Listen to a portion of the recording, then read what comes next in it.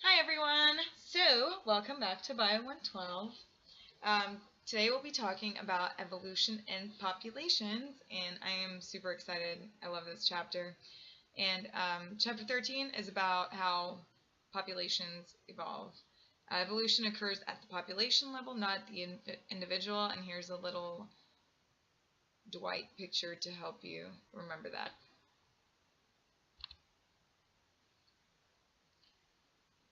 All humans are connected by descent from African ancestors. So we can look at how all humans have very little genetic differentiation. Even though we look different on the outside, we are all very, very similar.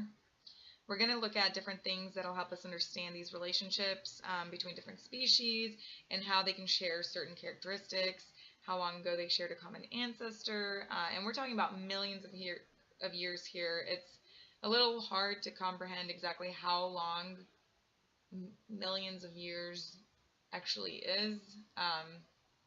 But we'll try and make it make sense. Evolution has amazingly important implications for society, and we can learn a lot from it. We'll look at antibiotics and how overuse and abuse of them has led to antibiotic-resistant bacteria. And we'll look at Charles Darwin. Fun fact, Charles Darwin was ranked the 4th most influential person. Back in his day, there were so many ideas floating around, but Darwin really gave us the how of everything, and it's the foundation of biology as we know it today. So we'll definitely be talking about Darwin, really important person there. Your book has an interesting section about mosquitoes and malaria and pesticides. First of all, malaria is caused by a single-celled eukaryotic protist called Plasmodium. It has two parts. It has a host and it has a vector. The vector is what transmits the protist from host to host. The vector for malaria is the mosquito. So when it finishes its life cycle, the mosquito picks up that protist, that plasmodium, and it sends it to its next host. So to its next human, for example. And then the WHO, the World Health Organization, tried to eradicate mosquitoes that transmit malaria by using something called DDT. It's a very strong pesticide.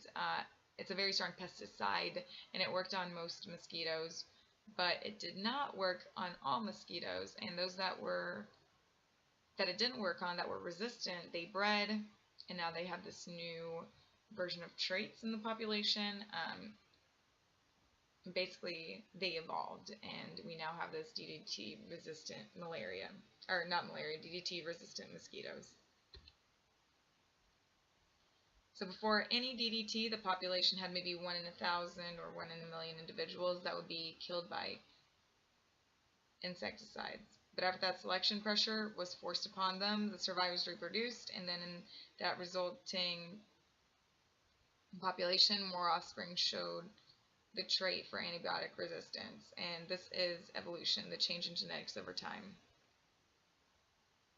Here's a good example of that.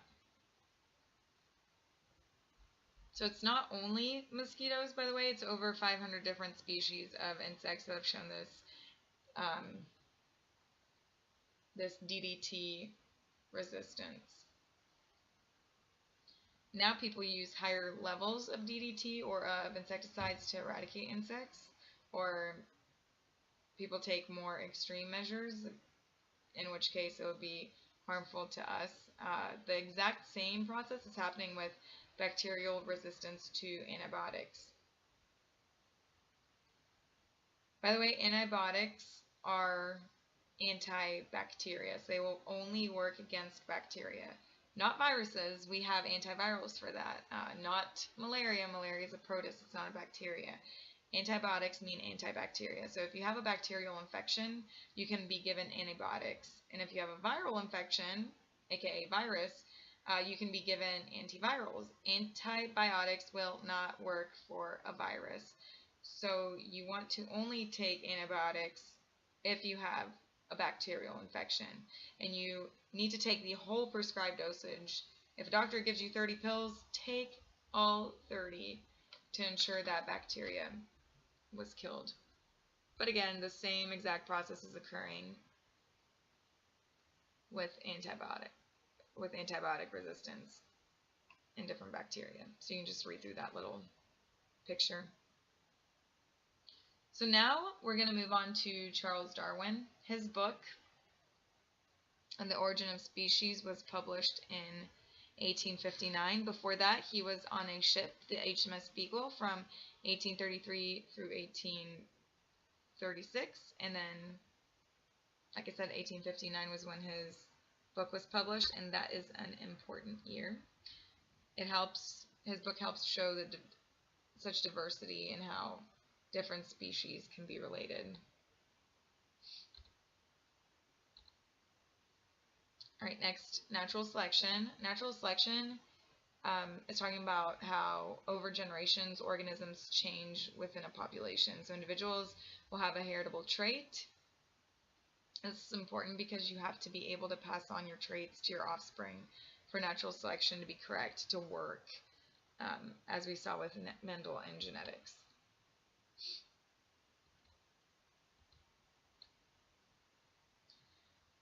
And what we see over time is adaptation. The animals best suited for an environment that compete have the most offspring. And they will have higher rates of their genetic material in following populations, generations. And that change in levels of traits is called adaptation. For example, in this slide, these are all pictures of praying mantises that are related due to sharing a common ancestor. But notice how different they look. Through adaptations, they've taken different forms, and they all blend in with their environment, as you can tell from these pictures. It's kind of hard to spot what the praying mantis is, especially in the orchid, that flower. But anyways,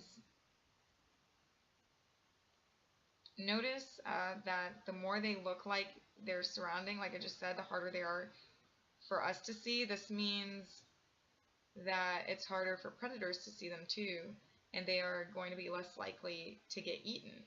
So those that don't get eaten have more offspring over time because they've survived, right? And you'll see more and more of that color and that morph, that structure. Based on different selection pressures, natural selection has pushed these praying mantises in different directions. So selection pressure here would be environment. Also, it's important to say animals don't just decide, species don't just decide, hey, I want to look like this, I want to look like that, I want to have this trait. There has to be a mutation in order for that to happen. They can't just say, hey, I want to look like this now. It doesn't work like that. To understand the importance, so back to On the Origin of Species, to understand the importance of this publication, think about the time that Darwin was living in and what things were like back then. It was not a universal thought that the Earth was old. Most people at the time thought the Earth was young and that most species were unrelated. And that thought came from the Greek philosopher Aristotle. He said species were fixed, they didn't evolve, and this idea kind of stuck. And then the Judeo-Christian Muslim culture fortified that idea, saying that Earth was about 6,000 years old. But it's important to mention that Judeo-Christian Muslim people of today do accept evolution. Notice I don't say believe in evolution, because evolution, it's not a belief. The whole point of it is whether you accept the evidence and the theory that biologists have gathered all this evidence for. And by now you should know that the word theory is a pretty strong word. A pretty interesting debate for you guys to watch between these creationism versus evolution is this one right here. It's Ken Ham versus Bill Nye. You can look it up and check it out. But moving on. In the mid-1700s, we started looking at fossils, which opened up a whole new world for us. This scientist, naturalist Buffon, he was from France, and he looked at fossils and noted that they were similar to living species. And so he was like, the Earth has to be older than 6,000 years. He also worked on the encyclopedia, and fun fact, he had a whole natural history volume set that he was publishing, but he only ended up finishing 39 out of 50 volumes before he died. He was super interested in the natural world.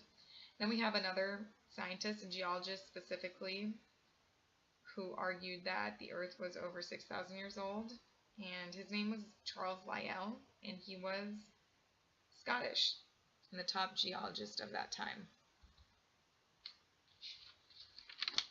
And next we have Jean-Baptiste Lamarck.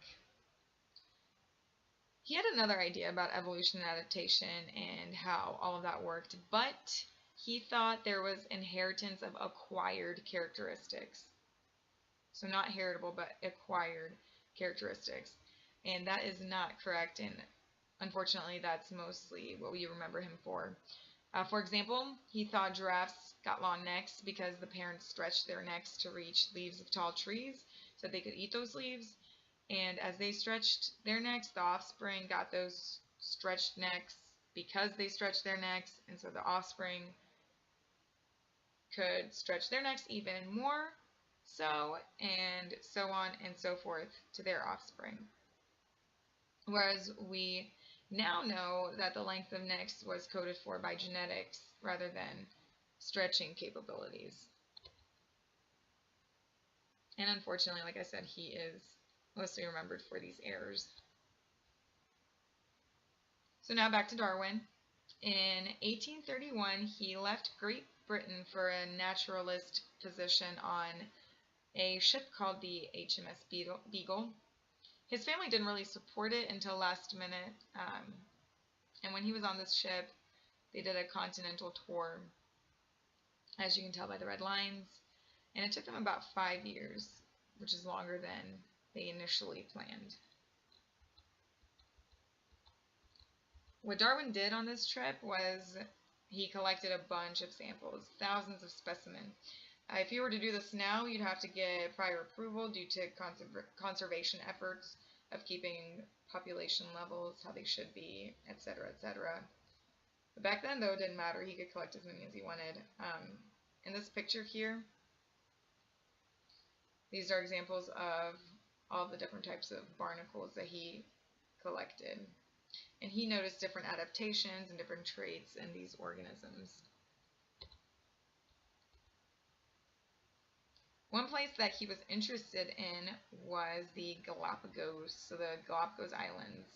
The beaks we looked at in a previous chapter were from birds from the Galapagos, and what's great about islands is that you have offspring of different species that have had time, that have been separated by distances of islands to evolve on their own. And iguanas have done this, for example.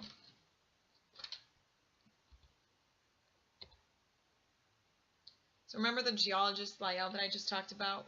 Darwin was greatly influenced by him because everyone thought the world was so young and evolution wasn't seen as a reasonable thing.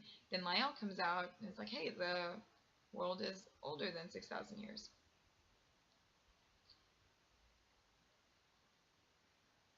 So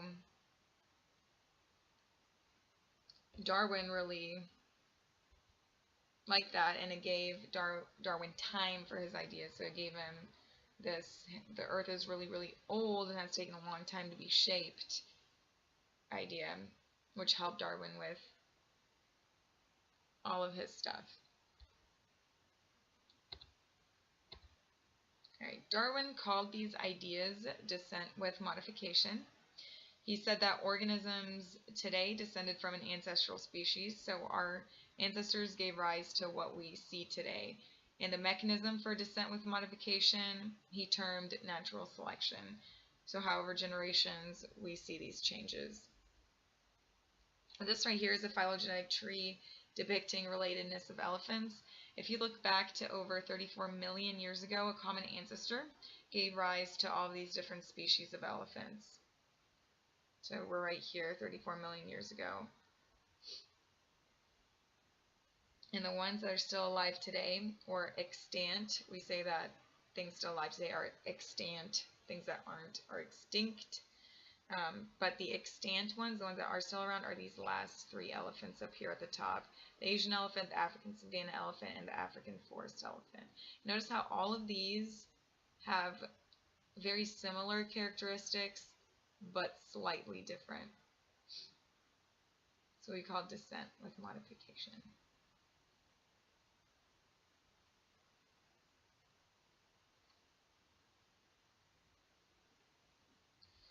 All right, so let's look at the evidence for evolution. A huge one is the fossil record. We have biogeography, we have comparative anatomy, comparative embryology, and molecular biology. And we're going to look at each of these. First, we have fossils. You can read through this little picture of how fossils are made on your own. But you'll generally see scenarios involving water. Water is the best place for fossil making. And over time, you'll have fossils that get stuck. Some organisms make for better fossils than others, and you'll see a lot of plants and bones more easily than soft tissues. You won't see soft tissues because they degrade before a fossil is set in. They're often found in sedimentary rock.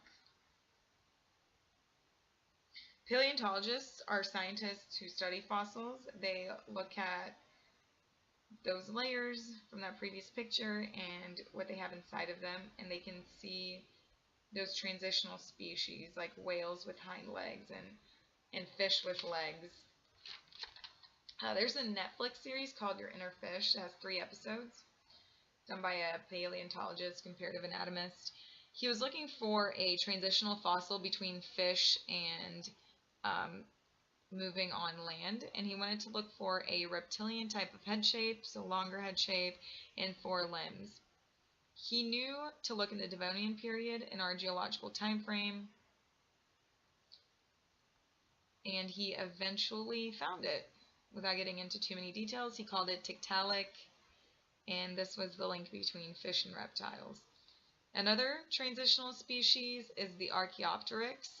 Some of you have heard this if you are dinosaur enthusiasts. And this is basically a dinosaur with wings.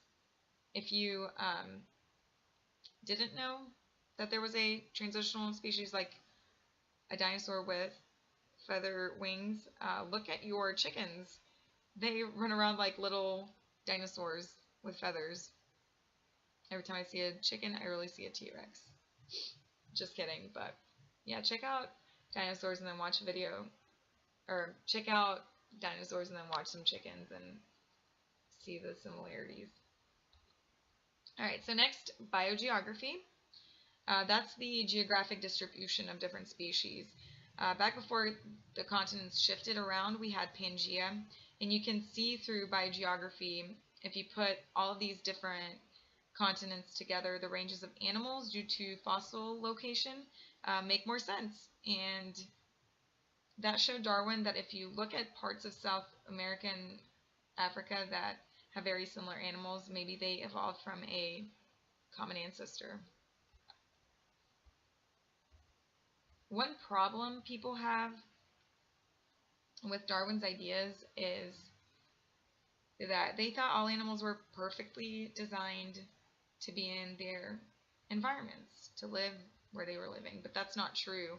You've got very different animals in similar habitats. For example, animals in the Australian desert are super different from animals in the United States deserts. And then there are similar animals in different habitats, so animals in similar areas had common ancestors, whereas those in similar habitats but different areas don't have as common of ancestors. And I mentioned Australia. Australia is super interesting because they have marsupials, and the only marsupial we have here in the United States is the possum. So them being pushed only into Australia overall is probably because mammals in other areas outcompeted marsupials. That's the big thought there. But without that mammal outcompeting presence in Australia, marsupials were able to grow and produce offspring there. So another area is comparative anatomy, and this looks at body structures between different species. For example, our bone setup, our muscle setup, it's similar in dogs and in people, and we learn a lot about ourselves by studying other animals. Comparative anatomy looks at something called homology. And homology is it's similar structures due to common ancestry, basically. So notice that these different animals, a human, a cat, a whale, a bat, we've got these finger bones, wrist bones, two bones that are together, and then one long bone. And this similarity is because we have a common ancestor. We have common ancestors. A good way to remember homology is a common ancestor. Homo means one, so one ancestor, homology.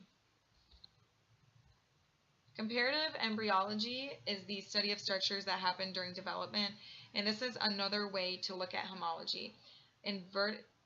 With vertebrates, most are chordates. Chordates have similar things in common: a postanal tail, gill pouches, a dorsal hollow nerve cord. What does all of that mean? We actually have gills during development that become our ear bones, and we've got a tail, as you can see here. So gill pouches, we have this tail. This is a chicken embryo, this is a human embryo. But we can learn a lot from looking at different embryos. For example, we look at shark embryos, and we can learn about our embryos. And this picture down here is of different embryos and how similar they all are. So just look through them, notice how similar they all are, definitely in the early stages, and then intermediate, and then late they start looking very, very different. And this supports the idea of evolution, the theory of evolution.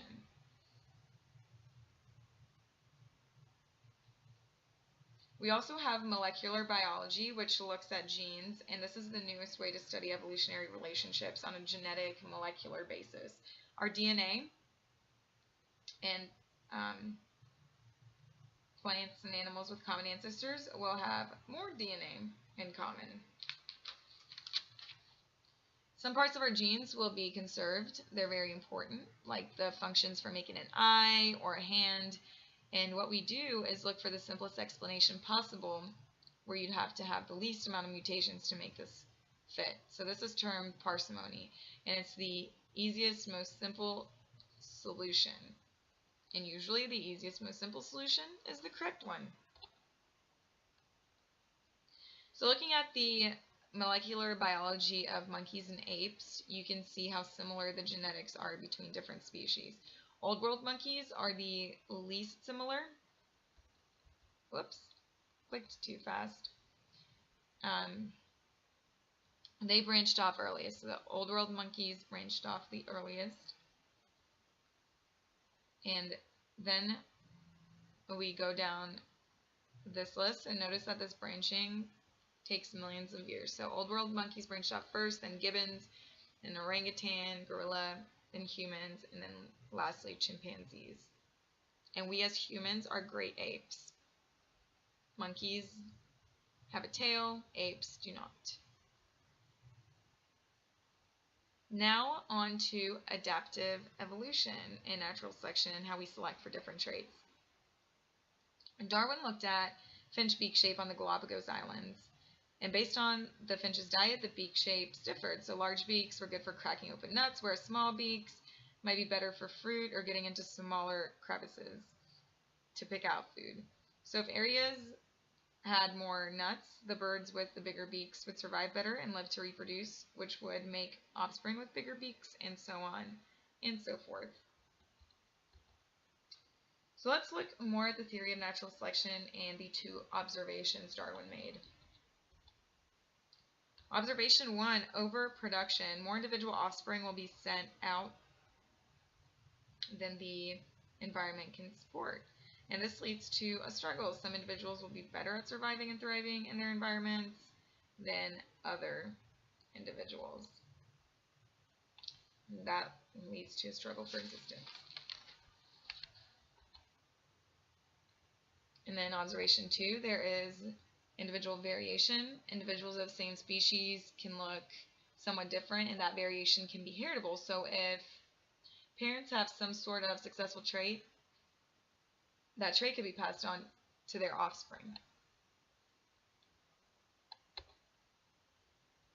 Therefore, if you have too many individuals and you have variation, there's going to be differential reproductive success.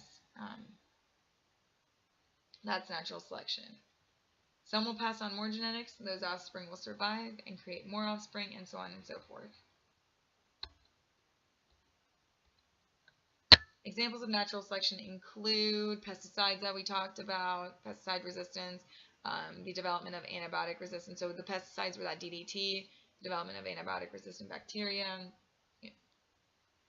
And then another one is viruses. So we have viruses, and they can have natural selection, believe it or not. HIV, for example, mutates really quickly and can often mutate to be drug resistant, which is why we always try to look for new ways to battle HIV. And all of this that we've talked about is survival of the fittest. This doesn't mean brute strength. This means that the ones to survive have passed on their genetics to the most offspring. Moving on to the modern synthesis, where Darwinism meets genetics. This links Darwin and genetics. Darwin knew genes were passed down, but he didn't know how. He didn't know about Mendel and what Mendel was working on, even though they were alive at the same time. It's crazy to think about, right? Not that much time has passed, and the flow of information is so much faster these days than it was back then. So we've discussed that populations evolve, not individuals. So now let's talk about what a population actually is. And it's just simply put, it's a group of individuals of the same species living in the same area at the same time. So in a specific forest, the deer that live there would be a population of deer. And a population is the smallest biological unit that can evolve. Now onto population genetics. Population genetics look at the rates at which you see different traits. How many beetles are brown versus yellow, for example, in that population? And it looks at how that changes over time. And if you see that over time, you have more yellow beetles, you would call that evolution. Some people have a problem with this because genes are in individuals, but that's where we see the changes. We see the changes at the population level, and that's how you see that there are more yellow beetles than brown, and that this evolution was carried out in this population over time. Individual variation is there, it's present in population, and not all of it is heritable. Some could be due to the environment, but that's not what we're looking at. We're only looking at what's heritable. We're only looking at the stuff that can be passed down. A population can be polymorphic. Poly means many. Many morphs or many forms can be present. Here we have garter snakes, and these guys like to hang out in your bushes. And these are just some different morphs, different physical characteristics that you can easily pick out, that you can easily spot. We get this variation with mutations and sexual recombination. Mutations are changes in DNA of the organism. Those mutagens cause DNA to have either different base pairs or to shift that DNA sequence over some sort of difference that makes some sort of change that makes a difference in proteins. Whereas sexual recombination shuffles the alleles, the versions, during meiosis, and we have talked about meiosis and that a lot. And then we have microevolution, which is the shift in genetics in a population, and there are 4 causes that we'll talk about specifically: genetic drift, gene flow, mutation, and natural selection. So first, genetic drift. This is random chance. For example, If the white flower in generation 1 gets to reproduce, you'll see white in generation 2. But if they don't get to reproduce in generation 2, then you won't see them in generation 3. And this is only because the odds weren't in their favor and it was just due to random chance. Another example is the bottleneck effect. So let's say we have all of these individuals in this population, in this original population. And then for some reason, we get this huge reduction in population size. The reason could be a disease that went through and wiped most of the population out. Well, now we have this surviving population that looks almost nothing like the original. So bottlenecking event, for example, would be disease in this scenario. Cheetahs, for example, this bottlenecking happened to them. They are so genetically similar to each other now that a skin graft from one cheetah to a different cheetah will be immediately accepted by the receiving cheetah. In humans, we have to take autoimmune pills to keep our immune system from rejecting the other person's skin for the skin graft. Next, we've got the founder effect. This is genetic drift to a new colony. If you have a population of birds and a few of them leave, they fly to a new island, those won't be represented by the whole population. Because notice you don't see any yellow birds on this new island.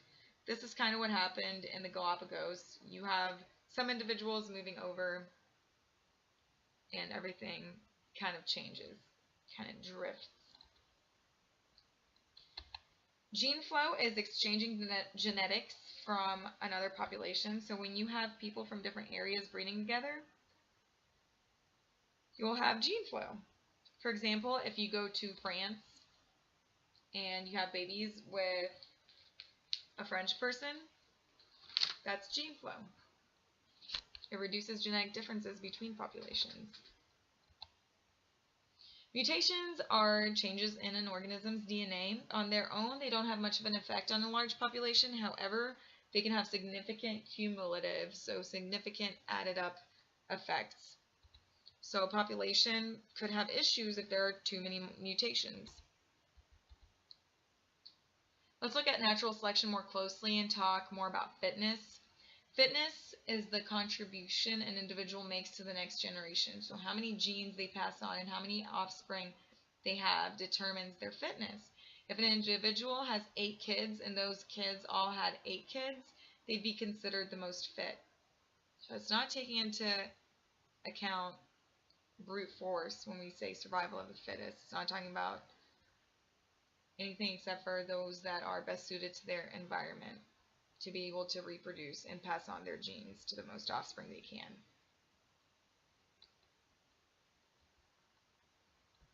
So there are 3 general outcomes of natural selection. One is directional selection. So this is a shift in phenotypic characteristics. Remember, phenotype is what we observe, what we see. So for example, in these 2 graphs, the phenotype is fur color and we're looking at mice. On average, mice are in this middle fur color right here. And the graph shows the number of individuals, how often it occurs right here. So frequency of individuals and then fur color down here. So you see the tip is over here with this middle color. But we have some really light individuals and we have some really dark individuals. In directional selection, there's a shift in one direction. So natural selection maybe favors a darker fur color, which could blend better with the earth. So notice here, it's shifted to this darker fur color. So maybe they just blend better with the earth and don't get picked off as easily by predators because they're not seen. So of one extreme phenotype. Then, another outcome is diversifying selection, and that's where the original population changes to 2 morphs. So instead of being in the middle color, they'll shift to the 2 extremes, the light and the dark. And this could make sense. Perhaps the light ones look better in the snow, and the brown in the dirt, and are able to blend better and not get picked off as easily by predators. And lastly, we have stabilizing selection, so anything that's an extreme gets taken out. So this could be that in a population of 100 mice, birds will catch anything that stands out. So the light and the dark colorations are the extremes. And let's say the dirt is more of the middle color. The birds will pick off the extreme colors and you'll see an increase in the middle color. Very small differential range there. And then back to our recurring topic of sickle cell disease. We're going to relate this to population genetics. 1 out of 500 African Americans has sickle cell disease. So why is it more common in African Americans than in others? The sickle cell allele that makes our red blood cells oddly shaped is helpful against malaria. So remember we talked about it being a protist. This protist can't affect cells affected by sickle cell. So if you're in an area that's affected by malaria and you have sickle cell, you will not get malaria. This means there's a benefit there. There's a trade-off. Like, sure, you have sickle cell, but you won't get malaria. And that is it for chapter 13. Evolution is fun stuff. Go through this more than once. This is some of the most important content that we'll discuss, that we'll go over.